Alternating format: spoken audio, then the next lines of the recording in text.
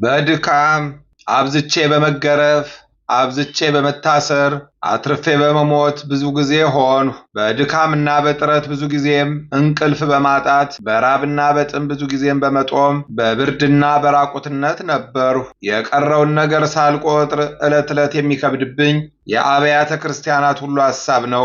የሐዋርያው ቅዱስ ጳውሎስ መልእክት ሁለተኛ ቆሮንቶስ ምዕራፍ 11 ከቁጥር 27 እስከ 28። በስመ አብ ወወልድ ወመንፈስ ቅዱስ አሃዱ አምላክ አመ እስራሁ ለሰኔ በዛቲ ዕለት ህንጸታ ለቤተ ክርስቲያን ዘእግዝእትነ ቅድስት ድንግል ማርያም በሀገረ ቂሳርያ።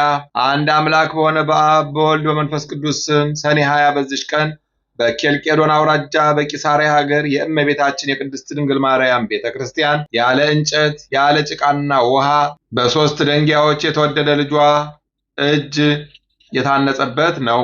ልመናዋ በረከቷ በወንዶችና ሴቶች ባሮቿ ከሁላችን የክርስቲያን ወገኖች ጋር ይኑር ለዘላለሙ አሜን።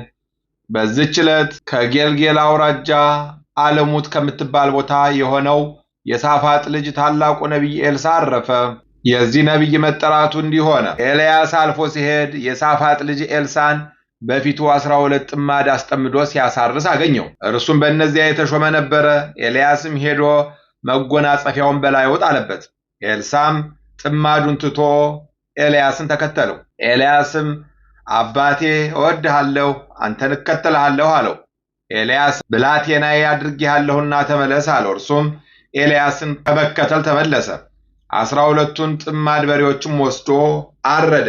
በላመ ፈጅ ጋኖችም ቀቅሎ ለሕዝቡ አቀረበላቸው። እነርሱም በሉ።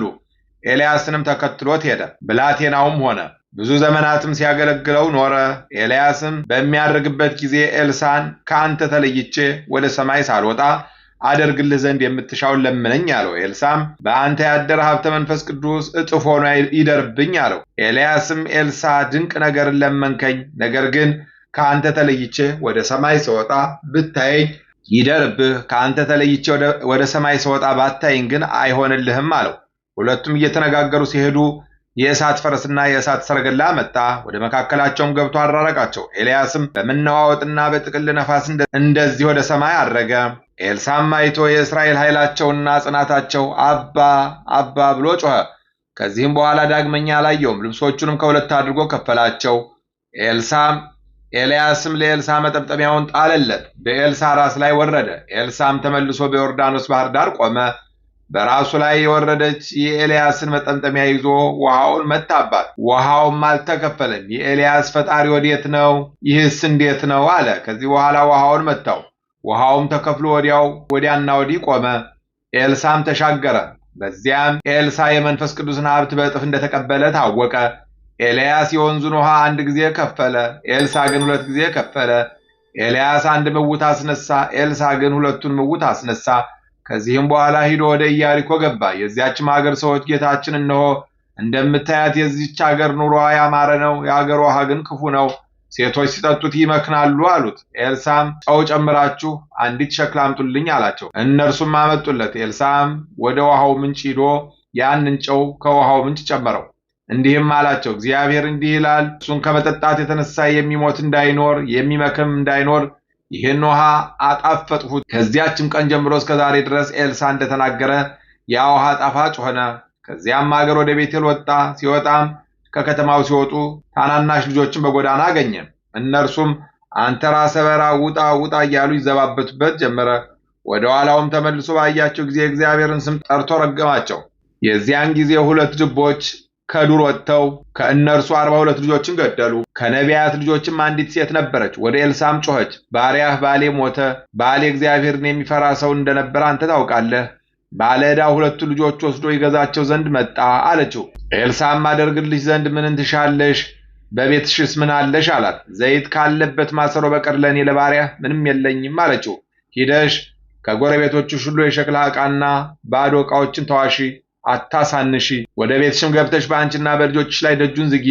በዚያም በሸክላ ዕቃ ዘይቱን ገልብጪ፣ የመላውንም አንስተሽ አኑሪው አላት። እርሷም ወደ ቤቷ ገብታ በልጆቿና በእሷ ደጃፏን ዘጋች። እነርሱም ያቀርቡላት ነበረ። እርሷም እየቀዳች ትገለብጥ ነበር። ከዚያ በኋላ ልጆቿን ዳግመኛ የሸክላ ዕቃ አቅርቡልኝ አለቻቸው። የሸክላው ዕቃ ሁሉ አለቀ፣ የለም አሏት። ከዚያ በኋላ ያም ዘይት ተገታ። እርሷም ሂዳ ለእግዚአብሔር ነቢይ ነገረችው። ኤልሳዕም ሂጂ፣ ይህን ዘይት ሽጠሽ ዕዳሽን ክፈይ፣ የቀረውን ዘይት ግን የልጆችሽን ሰውነትና የአንቺን ሰውነት አድኝበት አላት። ከዚያም በኋላ ኤልሳዕ በአንዲቱ ቀን ወደ ሱነማዊት ሄደ። በዚያም አገር አንዲት ታላቅ ሴት ነበረች። ወደዚያም በመሄድ ውሎ አድሮ ነበርና እህል ይበላ ዘንድ አቆመችው። ያችም ሴት ባሏን እነሆ ይህ የእግዚአብሔር ነቢይ ቅዱስ ነው፣ ዘወትር በእኛ ዘንድም እያለፈ ይሄዳል። ትንሽ እልፍኝ እንስራለት፣ አልጋም እንዘርጋለት፣ መብራት የሚበራበት መቅረዝንም ወንበርንም ጠረጴዛንም እናዘጋጅለት፣ ወደ እኛም በመጣ ጊዜ በዚያ ይደር አለችው። ከዚያም በኋላ በአንዲቱ ቀን ወደዚያ ገብቶ በእልፍኙ አደረ። ደቀ መዝሙሩ ገያዝ ያችን የሱነማዊት ሴት ጥራት አለው። እርሷም መጥታ በኤልሳዕ ፊት ቆመች። እነሆ ይህን ሁሉ ክብር አከበርሽኝ፣ ምን ላድርግልሽ? ከንጉሥ ዘንድ ከአለቃም ዘንድ ቢሆን ጉዳይ እንዳለሽ ንገሪኝ በላት አለው። እርሷም እኔስ ከወገኖቼ መካከል እኖራለሁ አለችው። ምን ላድርግላት አለ። ደቀ መዝሙሩ ገያዝም ልጅ የላትም፣ ባሏም ሽማግሌ ነውና የሚታዘንላት ሴት ናት አለው። ደግሞም ጥራት አለው። በጠራትም ጊዜ መጥታ በደጃፍ ቆመች። ኤልሳዕም የዛሬ ዓመት እንደ ዛሬ ልጅ ትወልጃለሽ አላት። እኔን አገልጋይህን ጌታዬን አታሳቀኝ አለችው። ከዚህም በኋላ ያች ሴት ጸንሳ ኤልሳዕ በነገራት ቀን በዓመቱ ወንድ ልጅ ወለደች። ያም ልጅ አድጎ ከአባቱ ጋር ወደ አዝመራው መጣ። አባቱንም ራሴን አለው። የሕፃኑም አባት ብላቴናውም ወደ እናቱ አስገባው አለው። ብላቴናውም ያንን ልጅ ወደ እናቱ አስገባው። እናቱም እስከ ቀትር በጉልበቷ ላይ አስተኛችው። ከዚያም በኋላ በሞተ ጊዜ አውጥታ በእግዚአብሔር ነቢይ አልጋ ላይ አስተኛችው፣ ዘግታበትም ወጣች። ባሏንም ጠርታ ወደ እግዚአብሔር ነቢይ እሄዳለሁና አንድ አህያና ከብላቴኖች አንድ ብላቴና አስደድልኝ አለችው። ባሏንም መባቻ አይደለ ቅዳሜ አይደለ ዛሬ ለምን ትሄጃለሽ? እጅ ነሳው ዘንድ እሄዳለሁ አለችው። አህያውንም ጫኑላት። አገልጋዩንም ተነስ እንሂድ ባልኩ ጊዜ መሄድን አትከልክለኝና ና ተከተለኝና ወደ እግዚአብሔር ነቢይ ወደ ቀርሜሎስ እንሂድ አለችውና ሄደች። ኤልሳዕም ያችን ሴት ስትመጣ ባያት ጊዜ ብላቴናው ገያዝን ያች ሴት ሱነማዊቷ ሴት ናት፣ አሁንም ሩጠህ ሄደህ ተቀበላት፣ ደህና ነሽ? ባልሽስ ደህና ነውን? ልጅሽስ ደህና ነውን? በላት አለው። እርሷም ደህና አለች። ወደ ኤልሳዕም ዘንድ ወደ ተራራው ደርሳ እግሩን ያዘች። ገያዝም ሊከለክላት መጣ። ኤልሳዕም ሰውነቷ አዝናለችና ተዋት፣ እግዚአብሔር ግን ነገሩን ሰውሮኛልና አልነገረኝም አለው። አታሳቀኝ ያልኩ አይደለምን? በውኑ እኔ ከአንተ ከጌታዬ ልጅ የለመንኩት መለመን አለን? አለችው። ኤልሳዕም ገያዝን ወገብህን ታጠቅ፣ በትሬንም በእጅህ ይዘህ ሂድ፣ ሰውም ብታገኝ እንዴት ነህ አትበለው፣ እንዴት ነህ ቢልህም አትመልስለት፣ በትሬንም በሕፃኑ ግንባር ላይ አስቀምጣት አለው። የዚያን ሕፃን እናት እንዳልተውህ ሕያው እግዚአብሔርን በረከትህን አለችው። ኤልሳዕም ተነስቶ አብሯት ሄደ። ገያዝም በፊታቸው ይሄድ ነበረ። ሩጦም ቀደማቸው፣ በትሩንም በዚያ ልጅ ግንባር ላይ ጣላት። ነገር ግን አልሰማውም፣ አልተናገረውም። ገያዝም ተመልሶ ኤልሳዕን ተቀብሎ ያ ልጅ አልተነሳም አለው። ኤልሳዕም ወደ ቤት ገብቶ ሕፃኑን ሙቶ በአልጋ ላይ ተኝቶ አገኘው። በሁለታቸውም ላይ ደጃፉን ዘግቶ ወደ እግዚአብሔር ጸለየ። ወደ አልጋውም ላይ ወጥቶ በዚያ ሕፃን ላይ ተኛ። አፉንም በአፉ ላይ፣ ዓይኖቹንም በዓይኖቹ ላይ፣ እጆቹንም በእጆቹ ላይ አድርጎ በላዩ ላይ ተኛ። የዚያም ልጅ ሰውነት ሞቀ። ከዚህም በኋላ ተነስቶ በቤቱ ውስጥ ወዲያና ወዲህ ተመላለሰ። ዳግመኛም ወጥቶ በዚያ ልጅ ላይ ተኛ። እስከ 7 ጊዜም እንዲህ አደረገ። ከዚህም በኋላ ያ ልጅ ዓይኑን ገለጠ። ኤልሳዕም ገያዝን ጠርቶ ያችን ሱነማዊት ሴት ጥራት አለው። ጠርቷትም ወደ እርሱ ገባች። ኤልሳዕም እነሆ ልጅሽን ውሰጂ አላት። እርሷም በእግሩ ላይ ወድቃ ሰገደችለት። ልጇንም ይዛ ወጣች። የሶርያ ሰው ንዕማንም ወደ እርሱ በመጣ ጊዜ በዮርዳኖስ ውሃ ከለምጹ አዳነው። ንዕማንም ብዙ እጅ መንሻ ወርቅና ብር ልብሶችንም አመጣለት። ከእርሱም ምንም አልወሰደም። ደቀ መዝሙሩ ገያዝም ተደፋፍሮ ንዕማንን ተከተለው። ምክንያትም ፈጥሮ ንዕማንን እንዲህ አለው፣ ከኤፍሬም ሀገር ከነቢያት ልጆች 2 ሰዎች መጥተውብኛልና 1 መክሊት ብርና 2 ልብሶችን ስጣቸው ብሎሃል አለው። ንዕማንም 2 መክሊቶችን 2 ልብሶችን ሰጠው። ኤልሳዕም ገያዝ ያደረገውን አውቆ ረገመው። የንዕማንም ለብጽ ገንዘብ ወዳጅ በሆነ በገያዝ ላይ ተመለሰ። በሰማርያም ረሃብ ጸና። ከሶርያም ሰዎች የተነሳ የአህያ መንጋጋ በ50 ወቄት ወርቅ እስኪለወጥ ድረስ ኩስሃ ርግብም የድርጎራት በ5 ብር እስኪሸመት ድረስ በሀገራቸው የሶርያ ሰዎች ሰፍረው ተቀመጡ። በዚያም ነቢይ ጸሎትን በአንዲት ቀን ረሃቡ ተለወጠ፣ ጥጋብም ሆነ። በዘመኑም ብዙ ድንቅ ታምራቶችን አደረገ። በሞተም ጊዜ በመቃብር ውስጥ አኖሩት። ከዚያም ወራት የሞዓብ ሰዎች አገራቸውን ከበው ይቀብሩት ዘንድ ሌላ ሰውን አመጡ። አደጋ ጣዮችን ባዩ ጊዜ የዚያን ሰው ሬሳ በኤልሳ መቃብር ላይ ጣሉት። የዚያ ሰው ሬሳም በኤልሳ አጽም ላይ ወረደ። የኤልሳንም አጽም በነካው ጊዜ ያ በድን ድኖ በእግሮቹ ቆመ። ይህም ነቢይ በአራት ነገሥታት ዘመን ትንቢት ተናገረ። እኒህም ኢዮራም፣ አካዝያስ፣ ኢዩና ዮአስ ናቸው። የትንቢቱም ዘመን ከ50 ዓመት በላይ ነው።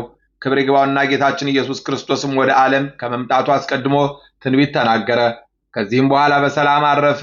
ለእግዚአብሔር ምስጋና ይሁን፣ እኛንም በጸሎቱ ይማረን፣ በረከቱም ከኛ ጋር ትኖር ለዘላለሙ አሜን። በዚህች ዕለት የሰማዕት አርጣልስና የሚናስ ዘቡፍር መታሰቢያቸው ነው። በረከታቸው ከኛ ጋር ትኖር ለዘላለሙ አሜን። አንድ አምላክ በሆነ በአብ በወልድ በመንፈስ ቅዱስ ስም ሰኔ 21 በዚህች ዕለት የአዳምና የዘሩ ድህነት የተደረገባት አምላክን የወለደች የእመቤታችን የቅድስት ድንግል ማርያም የታላቁ በዓል መታሰቢያና በዓለም ሁሉ የቤተ ክርስቲያን መታነጽ መታሰቢያ ነው። ምስጋና ይሁን ለአብ ለወልድ ለመንፈስ ቅዱስ አንድ አምላክ በሚሆን ዛሬም ዘወትርም ለዘላለሙ አሜን። በሰኔ 20 ቀን የሚከበሩ ዓመታዊ የቅዱሳን በዓላት እመቤታችን ቅድስት ድንግል ማርያም፣ ቅድስት ቤተ ክርስቲያን፣ ቅዱሳን ሐዋርያት፣ ቅዱስ ኤልሳ ነቢይ ዕረፍቱ። ወርሃዊ በዓላት ቅዱስ ቴዎድሮስ ሊቀ ሰራዊት ሰማዕት፣ ቅዱስ ዮሐንስ ሐጺር፣ ቅዱስ አክሎግ ቀሲስ፣ ቅዱስ አጼ ካሌብ ጻድቅ ንጉሠ ኢትዮጵያ፣ አባ አሞኔዎስ ዘሀገረ ቶና፣ ቅድስት ሳድዤ የዋሂት። በድካም አብዝቼ በመገረፍ አብዝቼ በመታሰር አትርፌ በመሞት ብዙ ጊዜ ሆኑ። በድካምና በጥረት ብዙ ጊዜ እንቅልፍ በማጣት በራብና በጥም ብዙ ጊዜ በመጦም በብርድና በራቁትነት ነበርኩ። የቀረውን ነገር ሳልቆጥር ዕለት ዕለት የሚከብድብኝ የአብያተ ክርስቲያናት ሁሉ ሐሳብ ነው። የሐዋርያው ቅዱስ ጳውሎስ መልእክት ሁለተኛ ቆሮንጦስ ምዕራፍ 11 ከቁጥር 27 እስከ 28። የሰማነውን በልቦናችን ያሳድርብን። ከቅዱሳን አባቶቻችን ከቅዱሳት እናቶቻችን በረከት ረድኤት ያሳትፈን። ይቅርታውን ቸርነቱን ያርቅብን። የሰላም አምላክ ሰላሙን፣ ፍቅሩን፣ አንድነቱን ይስጠን። ወርሃ ጾሙን በሰላም እንዳስጀመረ በሰላም ያስፈጽመን። ጾማችንን ጾመ ስርየት ጾመ ድኅነት ያድርግልን። እንበል አቡነ ዘበሰማያት ይትቀደስ ስምከ ትምጻእ መንግሥትከ ወይኩን ፈቃድከ በከመ በሰማይ ከማሁ በምድር። ኢየሱስ ክርስቶስ ከመ ይስረይ ለነ ኃጣውኢነ ተማፀነ ብከ ኃይለ እግዚአብሔር አብይ። ኦ እግዚእ ኢየሱስ ክርስቶስ ስረይ ኃጢአቴ ወኃጢአተ ኩሉ ሕዝብከ ማሰራ ኃጢአት እግዚአብሔር ይፍታ። እግዚአብሔር ይባርክ። ሰላም ያሳደረ ሰላም ያውለን። ሰላም ያዋለ ሰላም ያሳድረን። ይቆይ